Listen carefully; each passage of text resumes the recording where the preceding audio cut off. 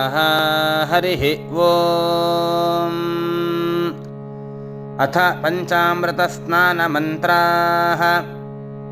अथ क्षीरस्नानम्। ॐ आप्यायस्व समेतु ते विश्वतः सोमवृष्णिजम् भवावाजस्य सङ्गथे। क्षीरस्नानं समर्पयामि, शुद्धोदकेन स्नपयिष्ये। ॐ सद्यो जातं प्रपद्यामि, सद्यो जाताय वै नमो नमः।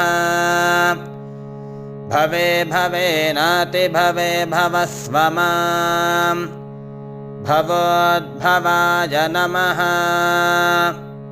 शुद्धोदकस्नानं समर्पयामि। अथ दधिस्नानम्। ॐ दधिक्रा